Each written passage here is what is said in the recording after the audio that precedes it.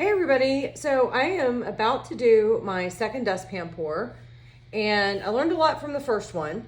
I do want to run you through some of the things that I found before we actually get started. So I want to talk dustpans. So I have two of these. One is a metal dustpan, the other one is a plastic one. Now, because this lip on this metal one is so thin and narrow, I thought this would be the better idea to use, but the paint had a really hard time coming on and then also sliding off of this dustpan.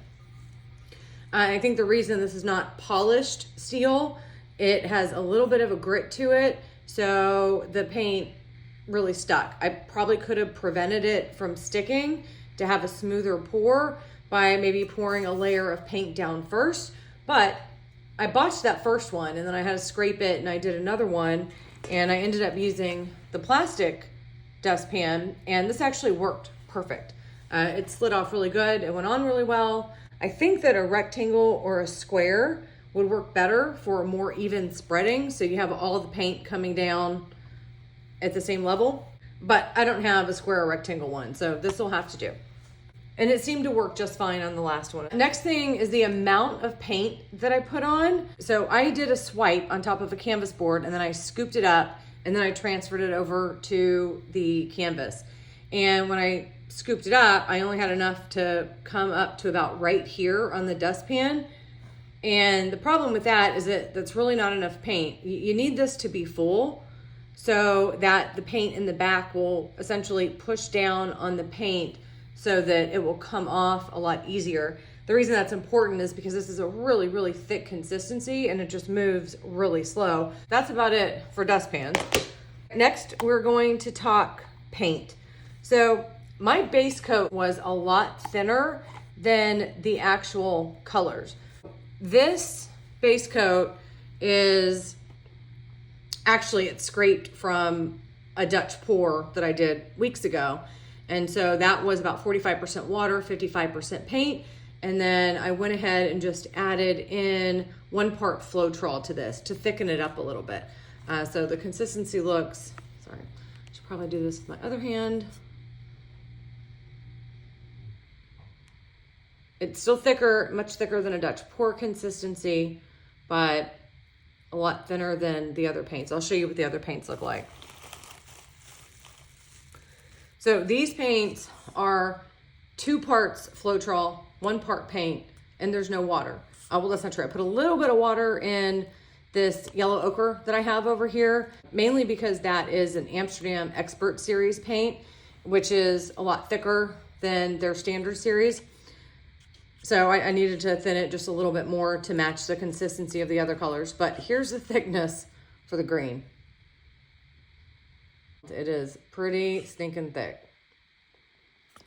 Now, initially, I was thinking, okay, I might have a high chance of this painting cracking for using these different consistency paints. However, because the thinner paint was going on as the base coat, and then I was simply dragging the colors with the thicker paint across the top, I figured there would be no bleeding of the thicker paints underneath that base coat. So I might not get any cracking with the thicker paints being on top. And it actually worked out totally fine. I had 0 cracking at all on that painting. In fact, it ended up drying absolutely beautiful. So we are going to do that again. This here is olive green light.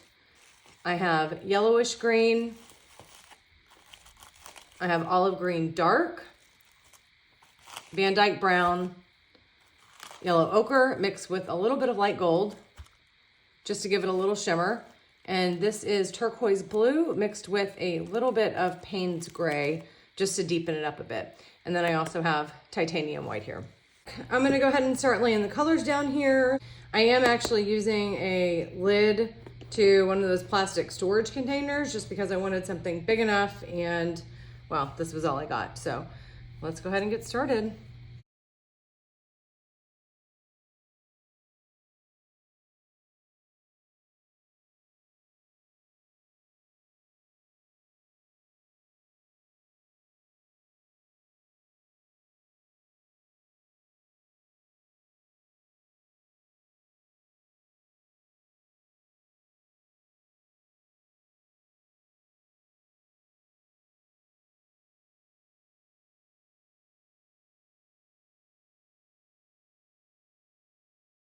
Now, I could have made this a lot easier on myself by layering all these colors in a cup and just pouring it out, but I did not think about that until right now. Okay, so I forgot to swipe this on camera, so I just did it real quick. So sorry you didn't get a chance to see it. All right, let me go ahead and scoop this sucker up.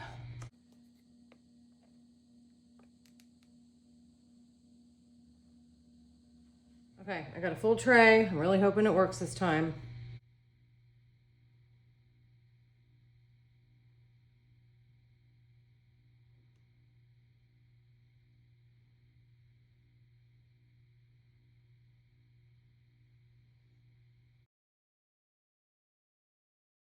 Well, I just messed it up, guys.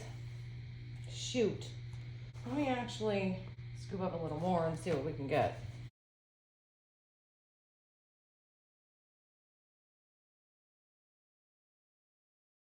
Well, let's spin, see what happens. Maybe I'll be okay with that running over there.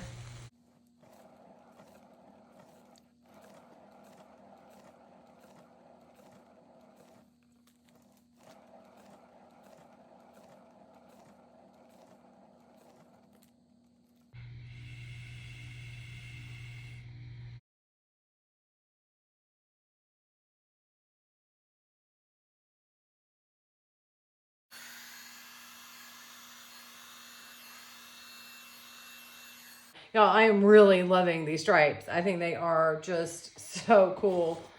I do actually think where this had fallen over this side is actually kind of cool. I'm not really too sure what it looks like from your standpoint, but up close, it's really quite neat. So, all right, y'all, I am really digging this technique. I do not enjoy working with those super thick paints, but this is actually quite fun. Okay, thanks everybody.